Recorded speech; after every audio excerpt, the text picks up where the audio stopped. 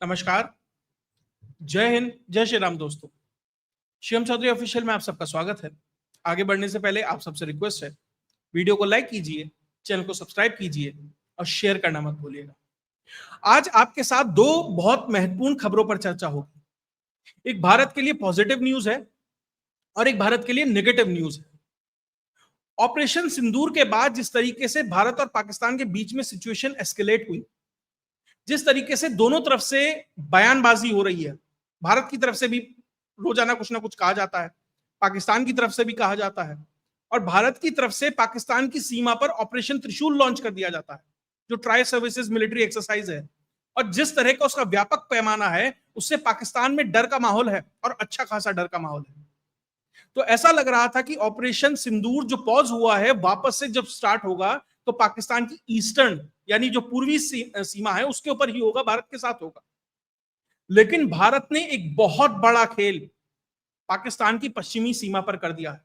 कहा जाता है ना, लुकिंग लंदन टोकिंग टोक्यो, वही स्थिति हुई है। वहां से ना ही सिर्फ पाकिस्तान बल्कि अमेरिका, चाइना, रशिया को भारत ने वो मैसेज दिया है कि अब तक पावर गेम में आप सब थे साहब, हम भी अपने दरवाजे में अब हमने भी पैर घुसा दिया है, अब हमारा भी दखल है इस मामले में। और सिर्फ इन चार देशों को नहीं, पूरी दुनिया को बहुत बड़ा मैसेज है कि कम से कम साउथ एशिया में भारत किस तरीके से अपने आप को मजबूती से आगे बढ़ा रहा है। लेकिन भारत को एक झटका भी लगा है। पहले नेगेटिव न्यूज पे बात कर लेते हैं। पाकिस्तान और अफगानिस्तान के ठीक ऊपर है तजिकिस्तान। तजिकिस्तान में भारत के दो बेसेस हैं, आईनी और फरखोर।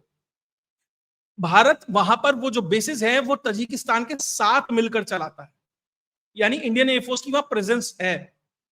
दरअसल 1996 में जब तालिबान की सरकार आती है अफगानिस्तान में, तो वहां पर दो धड़े होते हैं। एक तो तालिबान है जिसकी सरकार आ रही है, एक है नॉर्दर्न अलायंस जो तालिबानियों के खिलाफ थे विद इन तालिबान, जिसे उस समय अहमद शाह मसूद और रशीद दोस्तम और ये सब चलाते थे।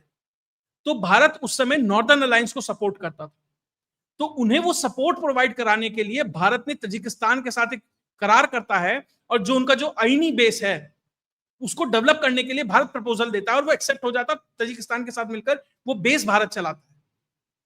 लगभग $70 मिलियन उसके डेवलपमेंट में खर्च होते हैं। उसका रनवे बनाया जाता है, उसमें रडार सिस्टम्स लगाए जाते हैं, बहुत कुछ जो भी एक एयरबेस को चलाने के लिए चाहिए होता है, भारत वो पूरा का पूरा इंफ्रास्ट्रक्चर वहां खड़ा करता है।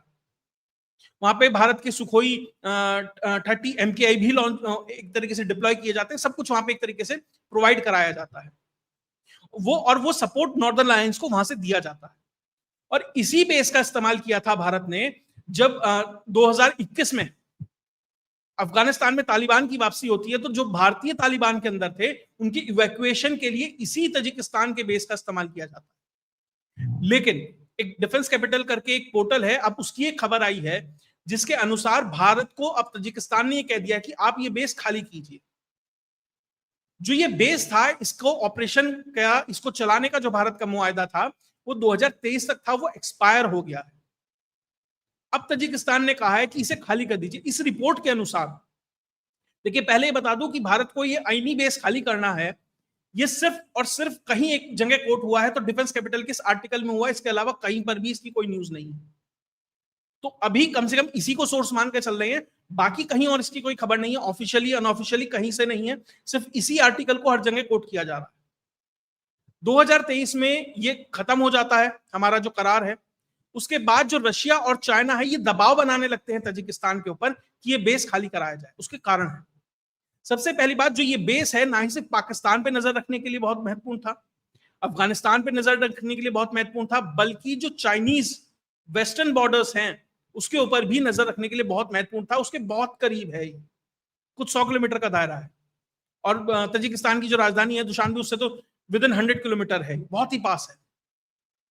तो चाइनीज बिल्कुल पसंद नहीं कर रहे थे कि तजिकिस्तान में भारतीय एयरबेस चाइना के इतने करीब हो, तो उन्होंने दबाव बनाना शुरू कर दिया कि भाई लीज खत्म हो गई, अब आगे मत बढ़ाना।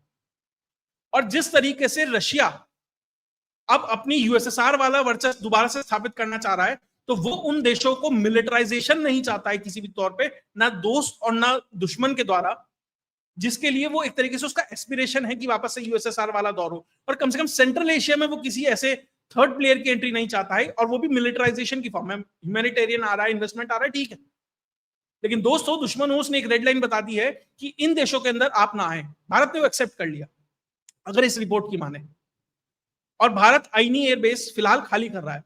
और दूसरी चीज, ये बनाया ही इसलिए गया था, और कहा जाता है भारत का सबसे पहला बेस था ये भार। अब तो खैर बहुत सारे हैं जो अनडिस्क्लोज भी होते हैं, कोई खुल के नहीं कहता, ठीक है हमने मान लिया एकमात्र यही है। तो अब ये कहा जा रहा है, और ये नॉर्दर्न अलायंस को सपोर्ट करने के लिए बनाया था, नॉर्दर्न अलायंस को भी सपोर्ट नहीं करना है।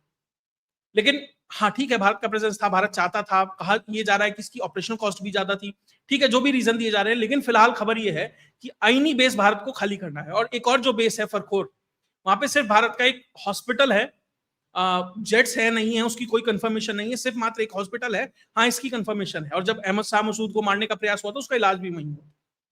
तो अगर नेगेटिव न्यूज के तौर पर देखें और इस आर्टिकल की माने, तो भारत को वो बेस खाली करने के लिए कहा गया है।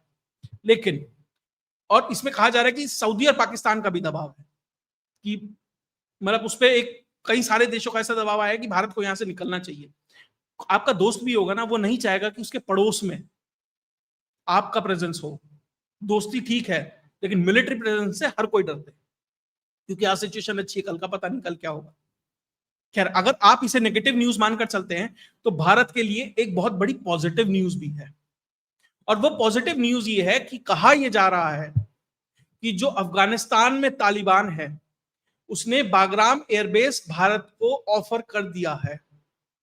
यहां तक भी खबर होती तो बहुत अच्छा था, लेकिन इस पे भी सोने पे सुहागा है कि कहा जा रहा है कि बागराम एयरबेस पे अब भारत की जो प्रेजेंस है वो ऑलरेडी सुनिश्चित कर ली गई है, यानी भारत वहां पर है।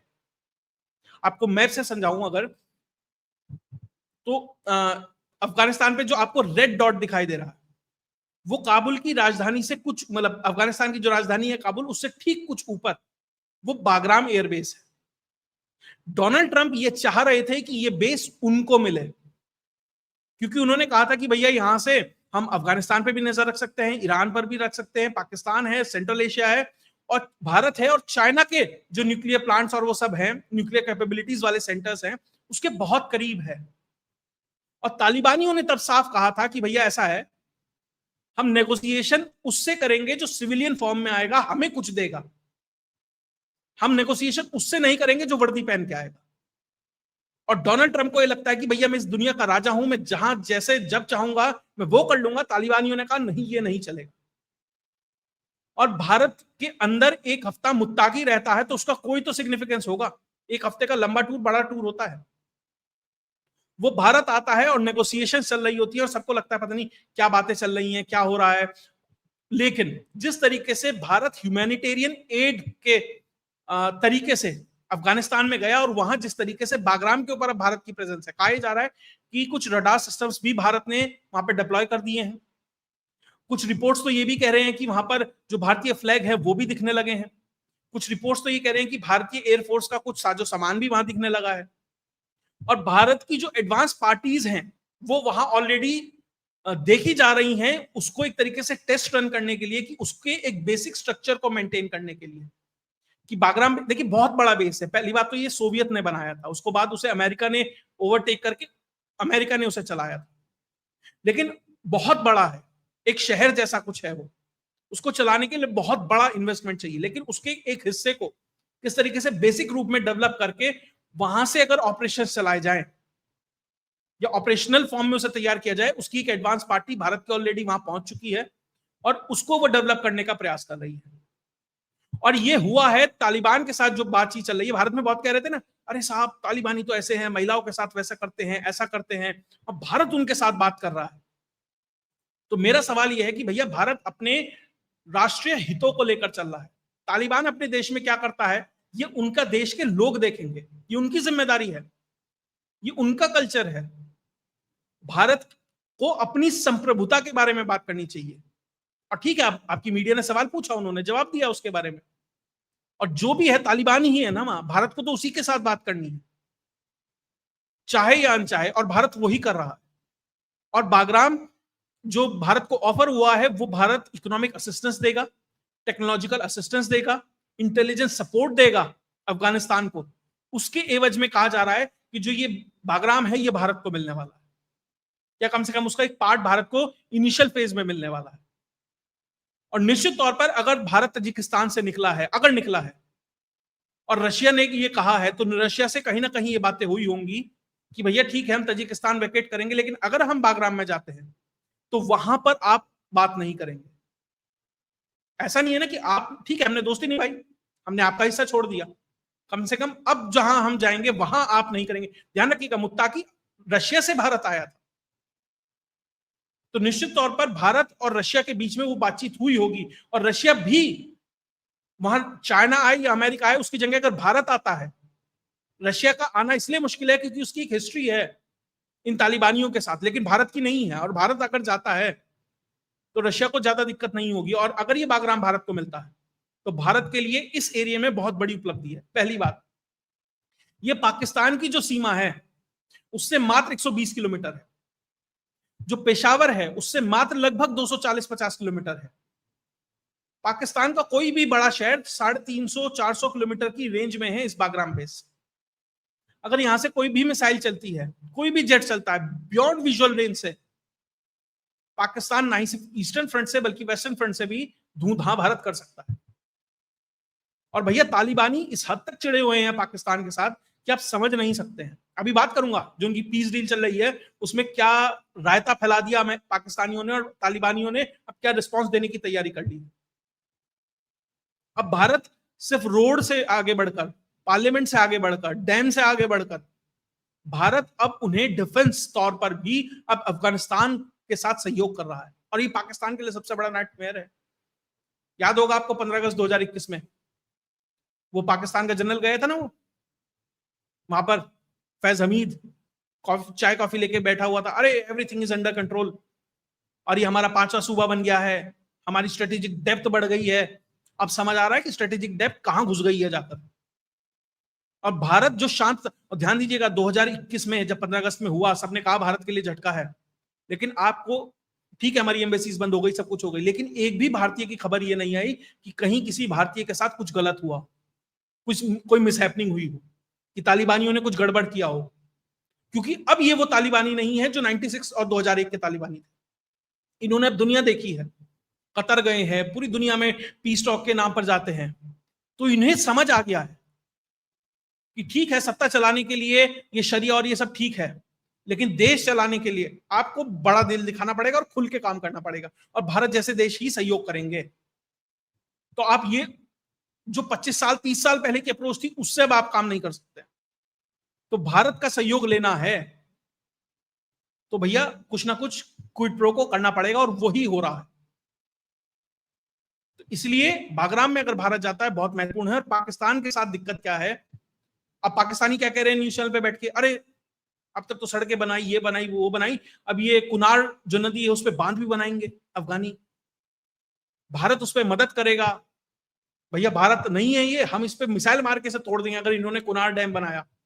लेकिन ये जाहिल पाकिस्तानी ये नहीं समझते कि जो वो कुनार नदी है ना, काबुल कुनार पहले काबुल नदी में मिलती है, और उसके बाद जो बांध बनाने की बात चल रही है उसकी जो डाउन स्ट्रीम है, यानी कि अगर वो डैम टूटता है तो उसका पानी पता कहां जाएगा, पाकिस्तान में। मान लीजिए ठीक है वो नदी पाकिस्तान से निकलती है, अफगानिस्तान में जाती है और वापस पाकिस्तान में आती है, और डैम वहां बनाने का प्रपोजल है जहां पाकिस्तान में नदी जानी है उससे पहले। और ये कह रहे हैं कि भारत अगर मदद करेगा, पैसा लगाएगा, तो हम उसे तोड़ देंगे क्योंकि अफगानी उतने मजबूत नहीं है, और ये है और वो है। वो ये भूल गए कि वो पानी तुम्हारे यहां ही जाएगा। तो जिस जहालत का परिचय पाकिस्तानी दे रहे हैं इस चीज से समझ आता है। और एक और चीज महत्वपूर्ण हुई, अफगानियों की और पाकिस्तानियों की पीस डील चल रही है टर्की के अंदर। टर्की और कतर उसके बीच में मध्यस्थता कर रहे हैं कि भाई पाकिस्तानी और अफगानिस्तानी बैठेंगे और बातचीत करेंगे और अपनी झगड़ा सुलझा लेंगे। वहां जिस तरीके से पाकिस्तानियों ने बिहेव करना शुरू किया, कतरी और टर्की वाले परेशान हैं जिस बदतमीजी के साथ ये बोल रहे हैं। कतरी ऑफिशियल से ये कह रहे हैं हमने नहीं देखा भैया कोई पीस डील में आता है और इस तरीके से लगभग काली गलौज जैसी स्थिति में आ जाता है। उसके बाद पाकिस्तान की तरफ से प्रपोजल रखा जाता है अफगानिस्तान के लिए कि आपके यहां से जितने ग्रुप काम कर रहे हैं आपको उसे संभालने की जिम्मेदारी आपकी है, वरना हम आपके ऊपर हमला कर देंगे।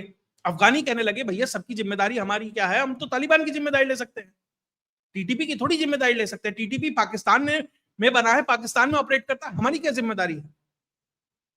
उसके बाद अफगानियों ने कहा कि ठीक है, तुम हमें कह रहे हो भैया कि टीटीपी हमारी जिम्मेदारी है, हमें रोकना है, जो तुम्हारे यहां से अमेरिकी ड्रोन उड़ते हैं तुम उन्हें रोको, हमारे यहां जो आपकी वायुसेना एयर स्पेस का वायलेशन करके हमारे यहां आती है तुम उन्हें रोको। पहले तो पाकिस्तानी कहते थे हाँ हाँ ठीक है हम रोक लेंगे, फिर बाहर जाते हैं, फिर एक फोन कॉल होती है, उनका कोई जनरल शाहब असलम था, वो वापस आता है, कह रहे नहीं नहीं नहीं हम अमेरिका को नहीं रोक सकते, औकात ही नहीं है। और फिर वहां इनका झगड़ा हो जाता है। फिर पाकिस्तानी कतर वालों को कहते हैं तुम क्या मध्यस्थता करा रहे हो, वो जो ड्रोन उड़ के आते हैं हमारे एयर स्पेस में से आते हैं अमेरिका के, वो तुम्हारे यहां से ही आते हैं। अभी देखिए 3 देश मध्यस्थता के लिए इकट्ठे हुए हैं, 4 देश, और आपस में लड़ रहे हैं। तो कतर वाले कहने लगे हम भी नहीं रोक सकते साहब, हमारा उनके साथ डील है। पाकिस्तान कहने लगे हमारी भी डील है अमेरिका के साथ, हम भी नहीं रोक सकते। और अफगानी कह रहे हैं भैया तुम जब अपने प्लेन नहीं रोक सकते, ड्रोन नहीं रोक सकते, हम टीटीपी वालों को कैसे रोक ले? भैया तुम कुछ दोगे हम तभी तो कुछ देंगे। और वहां जिस तरह का जूता चला है उसके बाद कोई पीस डील नहीं है, सब भाग गया है। और अब अफगानियों ने ये कह दिया है जो प्रधानमंत्री नरेंद्र मोदी ने ऑप सिंदूर के बाद कहा था कि एनी एक्ट ऑफ टेरर वो वॉर के तौर पे माना जाएगा। और भैया अब तुम कुछ करो हमारे यहां, हम उसे जंग मानेंगे और उसी जवाब में उससे ज्यादा बेहतर तरीके से तुम्हें जवाब देंगे। अब पाकिस्तानियों की लग गई है। और अब तालिबान के लिए जरूरी है कि पाकिस्तान को जवाब देने के लिए उस डूरंड लाइन को नल एंड वॉइड करके उसको एक तरीके से अपना जो उनका हक है उसे मांगने के लिए उन्हें एक प्लेयर साथ चाहिए। अमेरिका तो पाकिस्तान के खेमे में खड़ा है, रशिया आ नहीं सकता है, चाइना पे उतना रिलायबल नहीं है, बचा एक प्लेयर बड़ा भारत। अगर वो इसके एवज में भारत को बागराम दे देते हैं तो जो स्ट्रेटेजिक डेप्थ थी वो किस तरीके से स्ट्रेटेजिक सैंडविच बन जाती है पाकिस्तान के लिए, ये महत्वपूर्ण है। ये समझना बहुत जरूरी है कि इस एरिया में क्या हो रहा है। जो ये सब चीजें आइसोलेशन में चल रही है ना, आइसोलेशन नहीं है, आप एक पिक्चर में देखेंगे तो बहुत महत्वपूर्ण है।